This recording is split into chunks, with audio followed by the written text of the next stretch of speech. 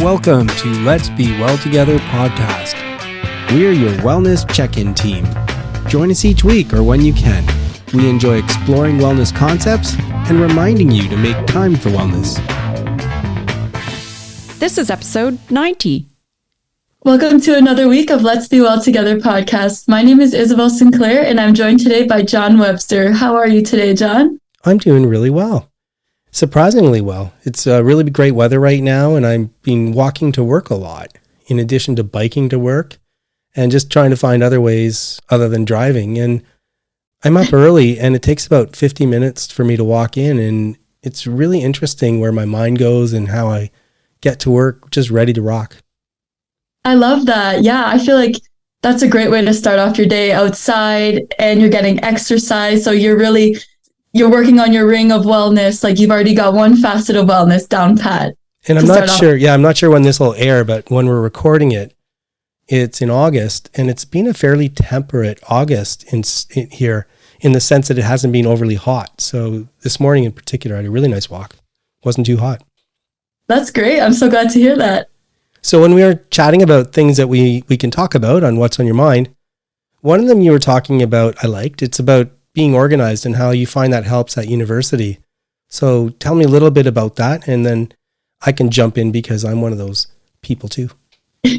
I'm obsessed with to-do lists, writing down in my agenda, keeping track of everything. So I'm very set with myself, and I find that staying organized really helps my mental health. But I have noticed on the University of Waterloo campus, kind of like the plethora of different students and how disorganized students tend to be more affected by stress, and organized students tend to be, like me, tend to be more like relaxed and just set within themselves. So I really do think that staying organized positively affects your mental health. So John, I'm really glad that we were able to bond over the to-do list today.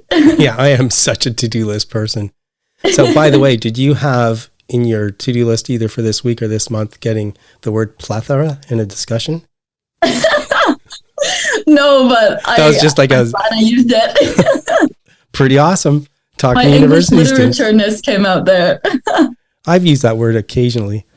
No, I am such a to-do list person, and in my book, Accidentally Well, I actually even talk about this system that I came up with, an approach to getting things done. I was going to become a president of a Rotary Club. And so I wanted to introduce people to myself, and I wanted to explain to them how I'm such a to-do list person. And I really do think in my life, it's made a huge difference on getting things done.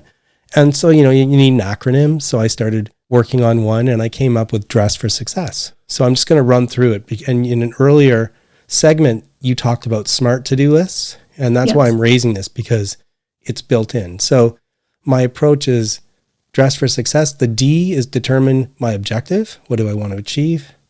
R is research. I educate myself about topics surrounding my objective. E is evaluate. Now I brainstorm after researching and figure out the best way to achieve my objective. And then I make a SMART to-do list. That's the first S. And SMART stands for you're setting tasks that are specific, measurable, attainable, realistic, and time-bound. And if you do a search on the internet, SMART to-do lists are out there, and you'll find this. And then, of course, the last S, if you get through all those SMART to-do list items, you'll succeed. And what I really find, and I point out too in the book, is that it's really great if you can set yourself tasks and start achieving them, even if they're small ones, and then another, and then another, and then something that looked unachievable starts to come into focus, and also success breeds success. So off you go. I like what you said about kind of like slowly achieving the goals. I find like it holds you accountable, but it also makes you like realize that, oh, wow, this is achievable. I just had to break it down in small steps and not do everything last minute. So I know in my personal experience, using the to-do list and the SMART goals really helped break down a seemingly hard goal into tangible steps.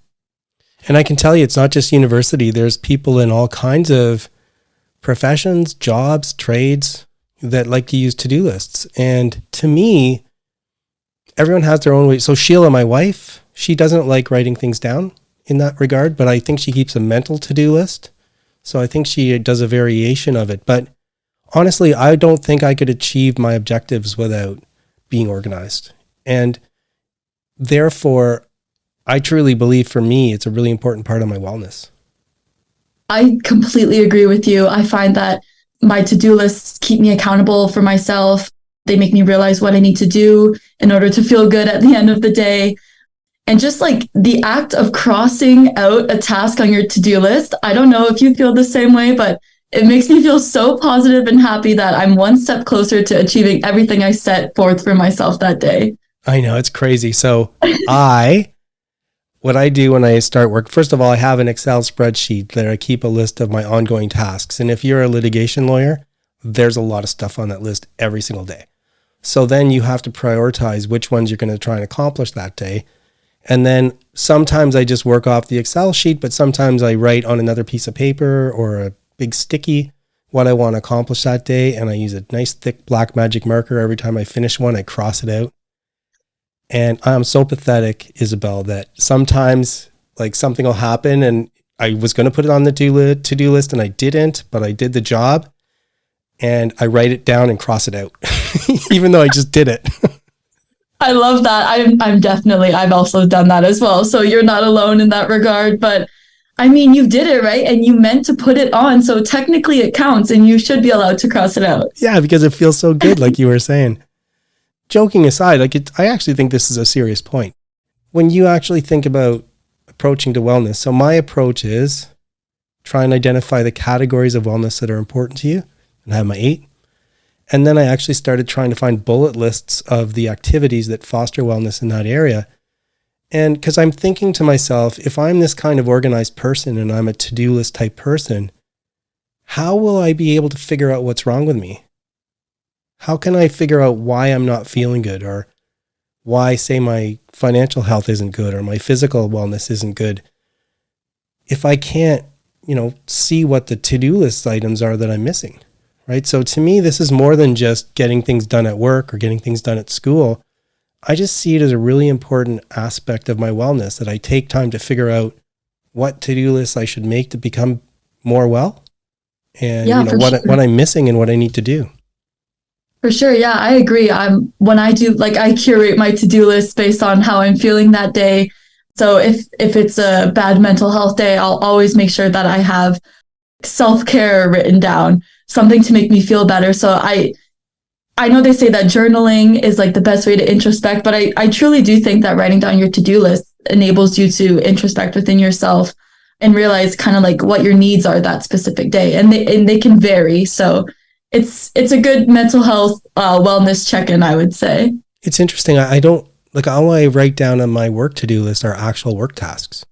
I don't actually write down anything related to self-care, but it's a good point. So if I'm feeling off and I need self-care, maybe I do need to write down, take a long walk at lunch. For sure. Yeah. Something. I know that my to-do list, I don't have a work to-do list and a personal to-do list. Kind of just spread it out and in different subcategories on my one sheet. But yeah, I always like to write something fun on it just to look forward to at the end of the workday and just have a little bit of fun with it. Yeah, I like that. I think I should start incorporating something other than work on that to-do list. But then again, I'm the kind of person that has a bunch of them, right? So, yeah. But another point about that too is I find that making a to-do list. So let's say it's Sunday afternoon and my stomach starts getting tied up in a knot and I feel something at the back of my head, not so great. And I'm like, oh my gosh, I got a really busy week coming up. It's going to be so stressful. And in the old days, I would just wait till the next day and I wouldn't sleep very well. Mm-hmm. And what I found is that if I just stop and say, just stop for a second, just go look at your work to-do list. What are you going to work on Monday? Take 20 minutes or half an hour just to figure out what is it that's stressing me out? What can I work on Monday, Tuesday, Wednesday? And I find that just making the to-do list, even though I'm not going to do a single item on it, it starts to calm my mind down. And now I get a good night's sleep on Sunday instead of being all anxious. For sure. Yeah, I agree. I find that when I'm really stressed out about school as well, I tend to plan my weeks out on the Sunday night. And just like separating all the stressful tasks within the 5 working days really also helps me kind of like lower my anxiety and my stress. I think just taking that step makes you realize sometimes, like, I know some people have more stressful work schedules, but whenever I'm super stressed out about making a deadline or submitting an essay, and it's kind of like weighing really heavy on me, I realize through writing down the different steps that, okay, I can do this one step at a time. It doesn't all need to happen in the same day, but we're going to get there eventually. So I really agree with you on that point. Okay, well, we are 2 to-do list nerds. Should I say that? 2 to-do list nerds. But joking aside, I honestly believe that it's a great way to improve wellness. And maybe if you haven't tried it, it's worth giving it a try and seeing if it works for you. Guests are giving their time, expanding our minds. Hi, it's John Webster, and this is part 2 of our interview of Reverend Nora Fueten. We'll start with a few points from last week and then continue with part 2. I think the best I can hope for is that it will slow it down. Okay. It will not cure it. In fact, he was very clear. This is not curable. I've had a lot of chance to think about what is this about anyway, you know. The fact of the matter is, death is part of life. And we like to pretend that it isn't. We like to put that out of our minds and act as though, of course, we're going to be here forever. And we're always going to be healthy and we're always going to be able to do the things we like to do. But that's simply unrealistic. That's not the way things are. And it makes me kind of think about living in the moment, appreciating the moment. Exactly. And that's the main thing. That what we have is today, is this minute right now. Right. That's what we have for sure. Every moment is precious, and every person you meet is precious, and every experience you have is precious. You keep that in mind as you're going through. It's not really what it's all about. It probably has more to do with the quality of our, now the Christian word is witness, the way we express in our lives a kind of creative hopefulness. Now, certainly a kind of morality is important, but not the strict kind of morality. A morality that's based on concern and care for the other, whether it's another person or whether it's the earth or what. We need to have that. We need to have that. Yeah, and if you can start letting go of the ego, I think, yes. and you can start feeling more of the community, your perspective can start to change. That's true. And that has been my experience, as a matter of fact, because I suddenly realized I could not continue as a minister in a church. I was in a church until the middle of June, and then I realized I just do not have the strength to do this anymore. Right. And the same thing is true of my lovely a cappella choir that I've enjoyed so much for 30 years. And by the way, that means no instruments, right? That means unaccompanied, okay. Yeah. But actually, we do also do some accompanied. It's a mixture. But when you realize you can't do that anymore, and there is a point at which you start thinking, well, then who am I? You know, if I'm not Noura the minister or Noura the choral director or Noura the Green Party candidate or whatever, who am I, right? But I'm starting to let go of all of that, and it's interesting. And my readings of a man called Richard Rohr have been very helpful on this. He said, you have to let go of that ego stuff, of all of that false self, he calls it, that the stuff that you've been building up and working so hard on, and just recognize that you're cared for and you're loved and that there is beauty all around you and that every moment is precious. For me too, the other thing that I find if I can let go is, as I mentioned, the connectedness, right? So if I kind of let go of the ego and I start to see what I share with other people, I feel a connectedness to them, or I'm more in tune to the experiences instead of just focusing on what I need. I'm kind of taking in the experiences I'm involved with, and I get more from other people. It's a really interesting feeling. One of the interesting things for me has to be just to discover that that there are a whole bunch of people out there who actually like me very much. And that's good to know. It's a good feeling. But also, the connectedness one is very, very important, which is not as easy as you're making it sound. No, it's not. It because means some people you really don't want to be connected with, particularly, That's true. And I haven't really thought that part of it through yet. But I'm more taking the positives from the people who I'm around. Yes. And I start to also feel the connectedness, particularly to nature for some reason. Now that I'm trying to open up a bit more, I feel more at one with nature. And I like doing things that enhance that experience. I think it was my daughter-in-law on a walk this last weekend who made the comment that, in fact, there is physical proof that what the trees are giving out in the earth or in the air are actually healing properties for people. Yeah, so the forest bathing idea that we've heard about is actually well grounded in reality, and that I love to go for a walk.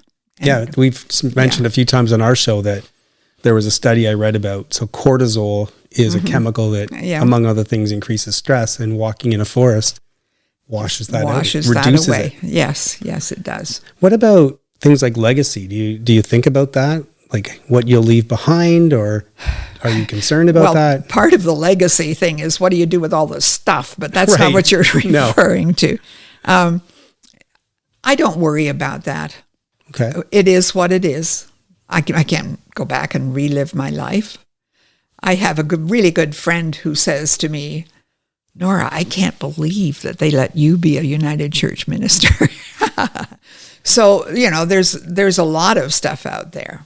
That had to do with my 20s in those times when I was a little bit less conventional, perhaps. But no, I think that in terms of legacy, now I was thinking more about, for example, you mentioned when we were chatting about leaving good effect on family. Absolutely. And I had a being remembered wonderful experience. In August, my grandchildren were here with one of my daughters. And I thought, because I know they were listening to this conversation about my illness and so forth, but we weren't discussing that. So I came up with the idea of having a bonfire down by the lake. So organized them to carry some wood down, and we got the fire going, and we sat and enjoyed it.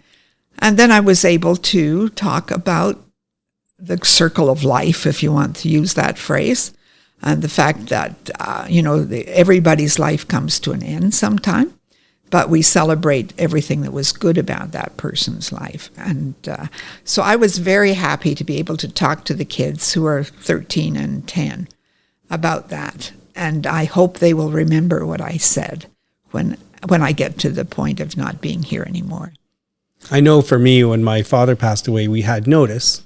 And so I had opportunities to talk to him about that type of stuff. And I'm glad I did have that opportunity. I mean, the disadvantage of the so-called lucky person who has a heart attack is that they don't get to say that kind of thing. I know. And there are always bits of unfinished business. I've dealt with that in terms of other people quite often. And it can be extremely painful. But one of the things and one of the reasons I agreed to be interviewed for this is that I do think that we need to share our common human experiences. Exactly. Because we're all going to face something like this eventually, and there's nothing to be ashamed of or afraid of. It's simply a matter of expressing how it feels and being positive and being thankful, really, really thankful for all the wonderful things that we've had in our lives. Do you start to think about that? So for example, I one time left a job that was a rough job. Mm-hmm. And as time went by, I forgot all the bad stuff and I only think of the good stuff. Yeah, right. What about life in general? Like, are you finding yourself thinking more about the wonderful things that happened to you? Are you? Yes, absolutely. Because I can see that even though there were times that were rough, there was always that sense inside me of wanting to move ahead, And so I'm really, really thankful for that, which led me to so many different interesting aspects of my life. And I have to say that becoming a minister is ideal. It's a perfect job, you know. You pretty well can do whatever you like. I find that hard to believe. Well, yeah, okay. But in terms of scheduling right. and so forth. And it is, you're meeting people at a very important place. When you minister to a family who is losing a loved one, it's a holy time. It is incredibly powerful. And so even though I've been through some rough times one way or another, I don't regret things. There's no point in going back and regretting it, you know. But there's always been a plus side to everything. There must have been some amazing times in people's lives too, like weddings or baptisms. Yes. All the optimism and yeah. Or baptizing a baby. Right. Now that's a wonderful time. Everybody is in this little bundle, you know, all potential. Do you ever start to think about what you'll miss? Yes, and oddly enough, I really miss the connection with other people. This week I actually went to a couple of events. I had to leave in good time because I got terribly tired. But I realized how much that means to me is to just be part of a group doing something. One was a church service, another was a meeting and a sort of webinar type thing, but in person. And both times I thought, oh, yes, I do miss that. And is that because of the treatment that you're unable to do the same? Well, my oncologist says your cancer is using up your energy. Right. So that's the way it is. I actually feel okay, but then I have to sleep a lot. So, yes, I miss the interaction in person with people, but I also, when I think of not being here anymore and I look outside the window and the leaves are changing color and there are birds flying around and I don't know, there's all the beauty of nature, and then I sit down and play music on the piano that I love and I listen to my record collection and I think, oh, you know, that's all so beautiful. I really don't want to say goodbye to it. I would have a hard time with that. But, you know, you wonder if when the energy changes, how that might change as well and what you might experience. Who knows? So there's a question that we ask every guest. But before I turn to that question, was there anything else you wanted to share of your experience before I turn to it? I would like to share the fact that having taken the time to explore who I really am, and I'm going to use religious terms, who I really am in terms of God's creation and who God is or what God is, that taking the time to think that through and to be open to whatever insights come, that is really, really helpful when you come to the end. Well, let me ask you something on that, just a kind of a specific point.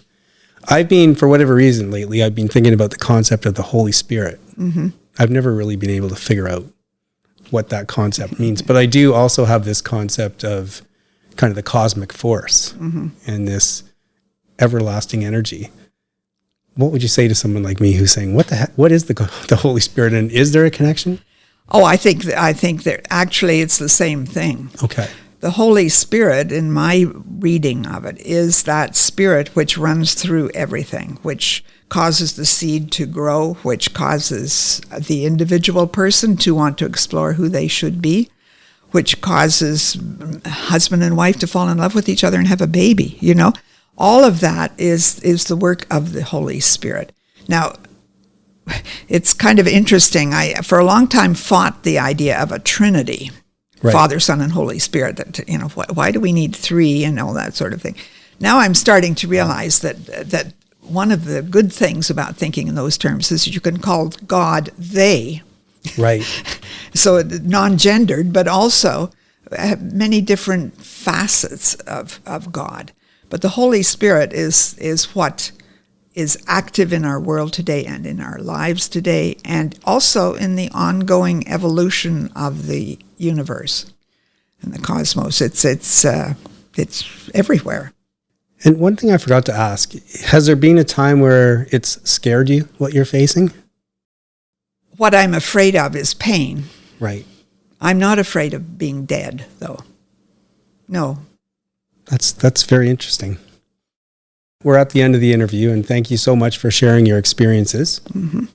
Our podcast is about many areas of wellness, but we don't have enough time in the day to keep them all going at any given time.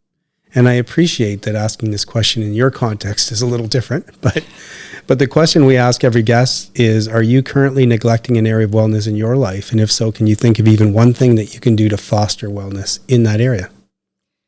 Obviously, when you're dying, you're just trying Right. to keep going. The one thing I have been identifying is that because of my fatigue, I tend not to want to do as much physical exercise as I should.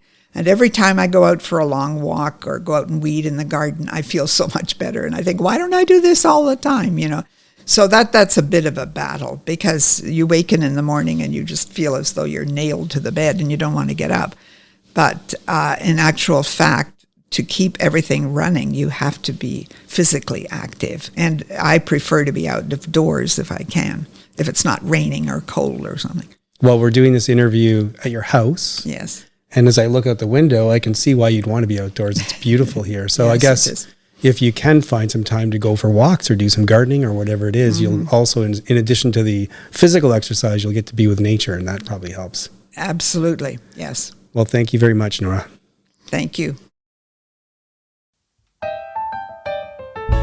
I'm a retired artist, dancing through life.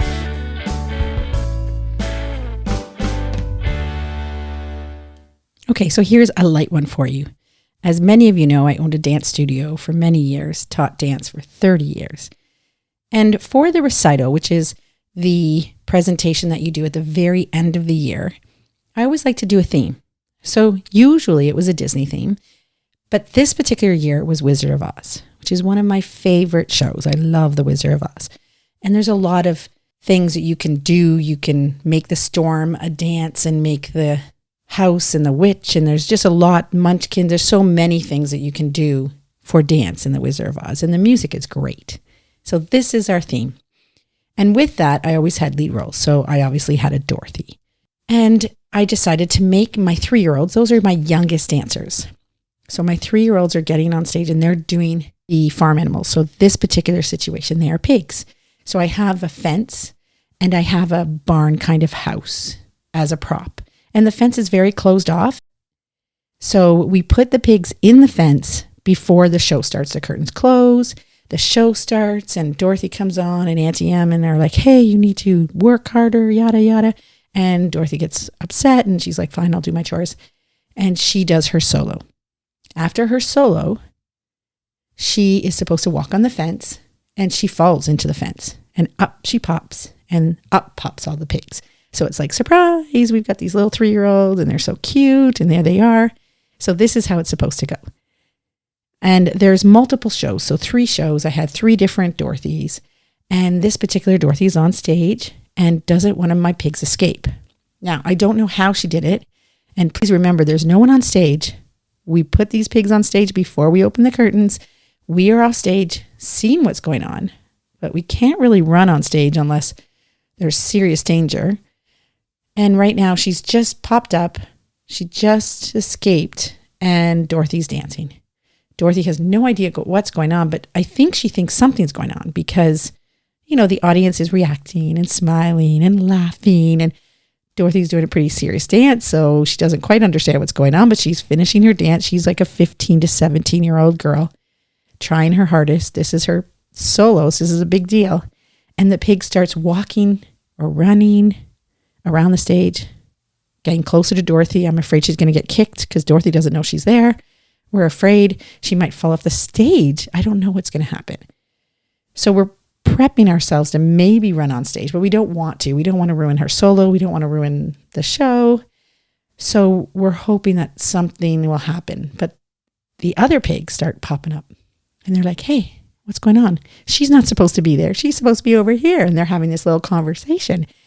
And then more pigs start popping up and more pigs. And we're like, oh no, this isn't supposed to be happening. Hopefully you don't have more pigs escape. But these ones are just kind of yelling at her to get back here. At this point, Dorothy finishes her solo and sees this little girl and runs up to her and gives her a little hug and takes her hand and brings her to the fence and keeps going on with her dance. And it was just so cute. It was so adorable. These little 3-year-olds in their little pink tutus with their ears and her escaping, and unexpected things that happen in the dance world. This was one of them. So thought I'd pop in and tell you my little story. Hope you enjoyed it. Thanks for listening.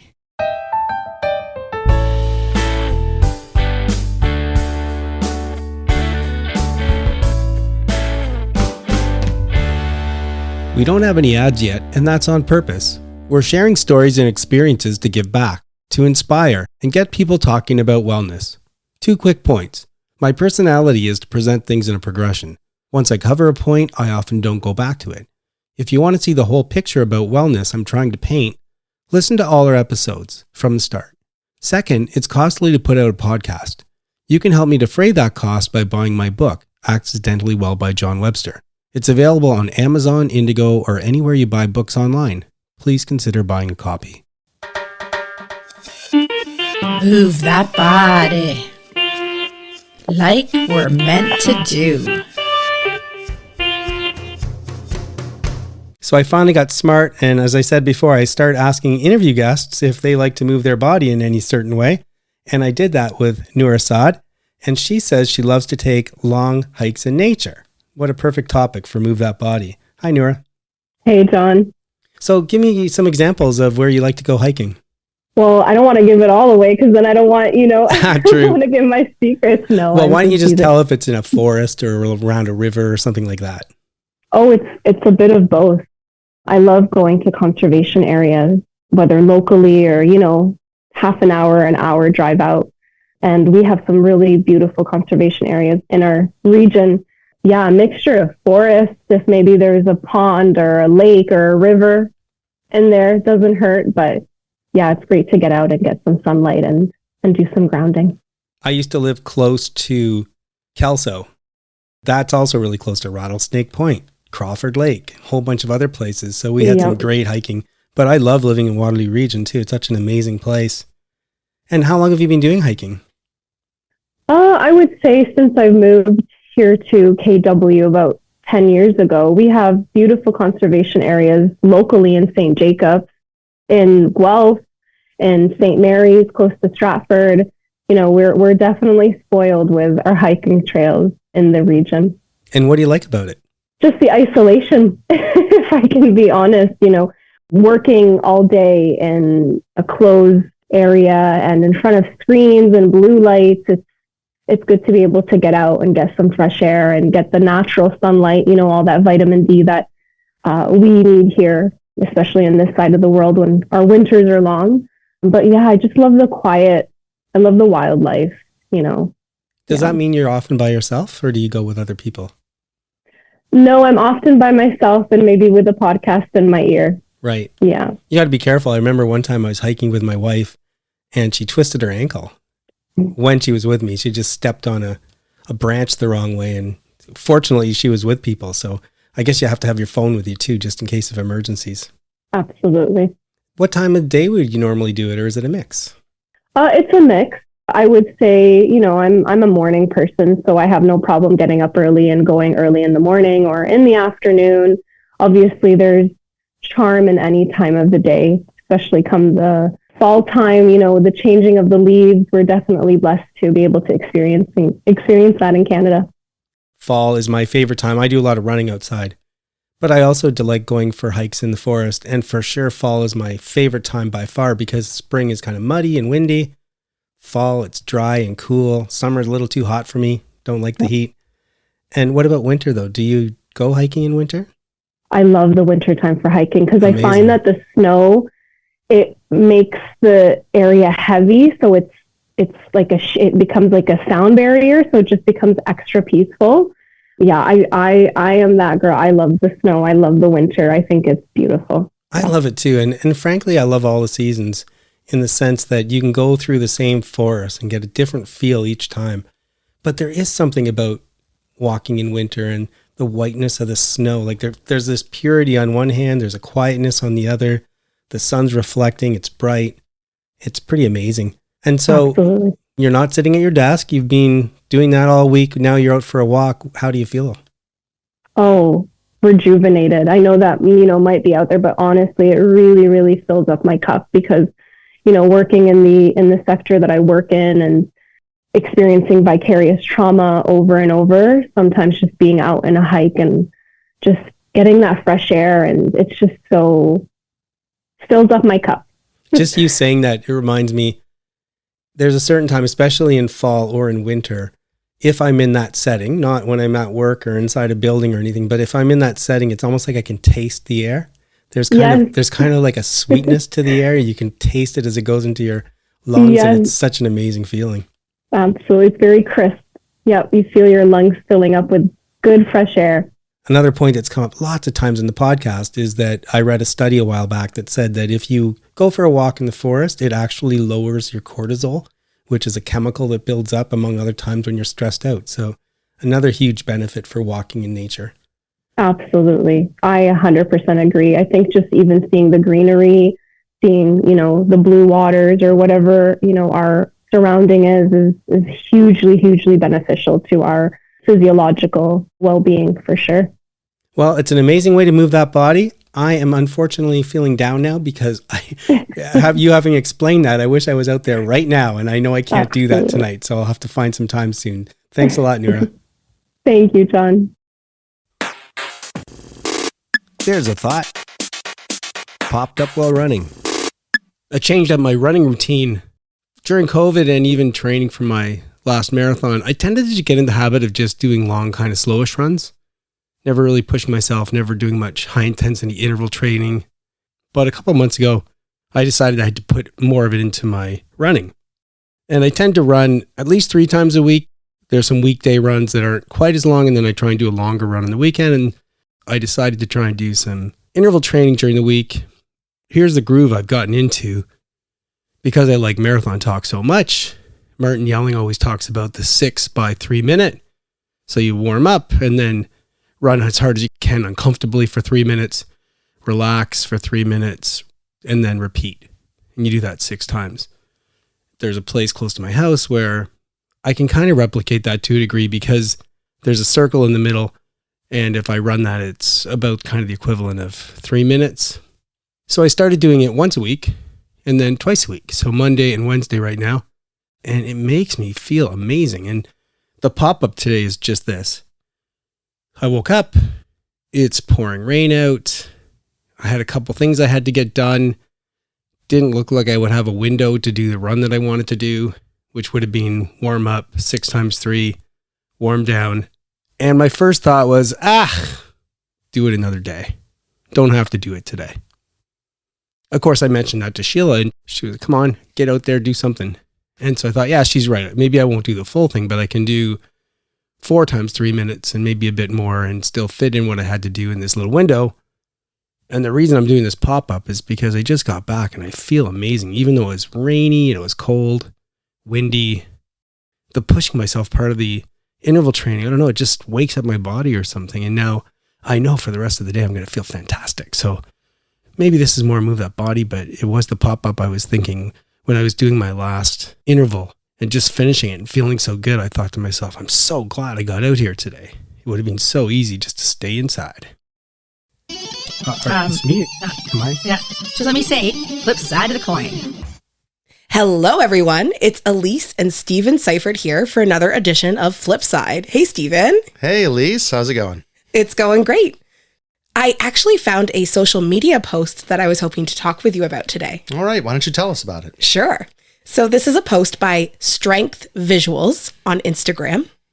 And I'm going to do my best to describe it because it is quite visual.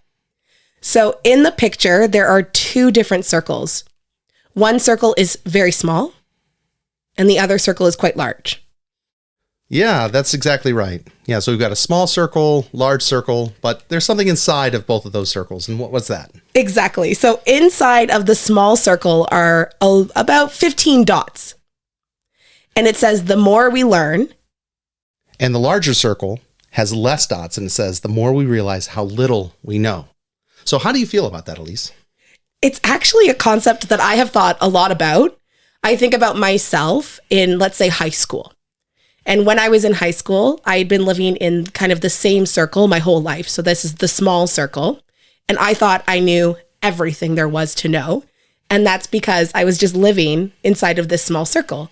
So I knew how, let's say, transportation worked, or how my day-to-day might look, or I knew how people would react to certain things because my circle was quite small. And then I went outside of that small circle when I went away to university or when I was traveling, and I realized, oh, I don't know as much as I thought I knew, and there's so much more information to know. So that's how I interpreted the picture. How about you? Yeah, so it's funny because in some ways, that's exactly how I feel. But in other ways, I look at it from a perspective of a high school teacher. Okay. Which I am. And I think about how we have these curricula, and we need to share that with students. And so we're telling them facts and dates and numbers and terms, and we're having them learn this. And in some cases, regurgitate it back. But where the students really kind of fall short is that world experience, that life experience. And I wish that we had another way to build that, bake that into our school, and have students walk out of high school knowing a little bit more about how the world works. For example, well, maybe they'd know a little bit about taxes, or how to budget for groceries, or how much rent is, or even something like, how much should you budget for this and this and this? I know I realize everything is talking about numbers, but I think that's a realistic thing that students need to know, that people need to know for life. Oh, definitely. Or even cooking meals or cleaning. There's a lot of useful information that you need for your day-to-day life that you may not necessarily get from school. That would be quite important.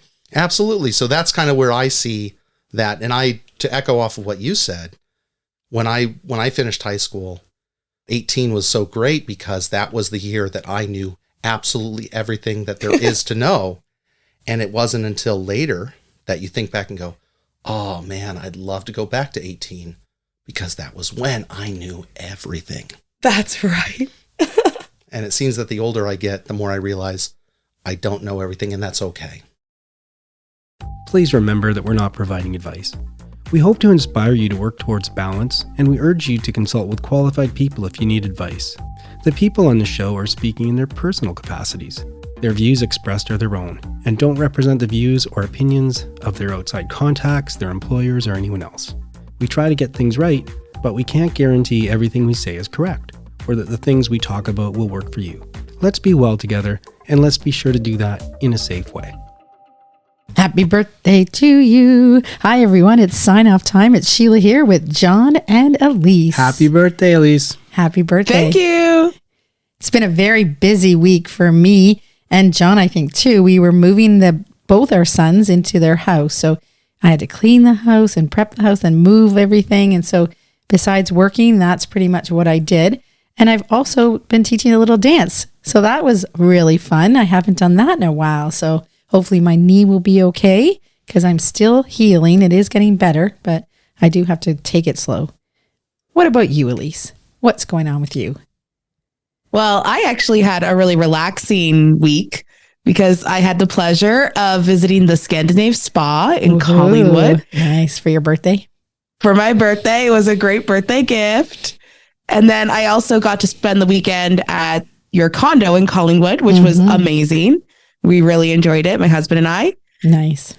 And looking forward to this week, I'm taking a printmaking class at the art studio that I like to go to. So pretty excited to try that. That's something I've been keen to try. So we're making kind of haunted houses, very Halloween themed. So printmaking is when you carve into any kind of material, could be cardboard, could be wood. And then you put ink into that and you place the paper on top to create a print. Oh, okay. That sounds interesting. Yeah, I'm interested to see the process. Yeah. How about you, John? On the moving side, our oldest son has a house that's a duplex. He and his wife are moving in upstairs Alex is going to move in downstairs. And so that's why we were moving both of them into the same place. And that now makes us officially empty nesters. So that's going to be an interesting experience. And so we're already tinkering and moving things around and changing the bedrooms. And that's going to be a lot of interesting stuff in the next little while. Mm-hmm. I'm doing more interval training. I'm trying to do it at least twice a week. And that's having a really cool impact. Like I'm really noticing a difference from that. So I'm really enjoying that on that front. But it's been a rough week. It's been a really, really rough week. I don't know. The world is in a really kind of crappy place right now. It's very hard to watch. Seen some pretty unspeakable acts. I'm actually trying not to watch TV. And it's really sad. You know, we're seeing so many people suffering. We're seeing so many children suffering. And I worry about all that. If you're feeling overwhelmed right now, like I am, you're not alone. Not meaning to be heavy, but I'm having a heavy week. One of the things we do in the show is we talk about it from time to time. I read a really good post from the head of our wellness department. So at my law firm, we actually have a head of wellness, which is amazing. And she did a really good LinkedIn post. And one of the things she said is, be sure to ask people how you're doing. That simple act of just saying to friends and coworkers, how are you doing? Maybe it starts a conversation where you can help support somebody else. Sounds good. Yeah, sounds good. So, you know, I wish I could just say, oh, it's been a great week and everything's great. But I think we're in for a long kind of dark period. Mm-hmm. And we need to work hard and really hope for peace. Mm-hmm. You guys got anything else? Nope, that's it. I hope everyone enjoyed the show and we will talk to you soon. That is it for today's show. Please try and make wellness a priority. You deserve it. If you feel the need to talk to someone or ask for help, please do that. Accept yourself for the person you are. So long. Adieu. Auf Wiedersehen. Goodbye.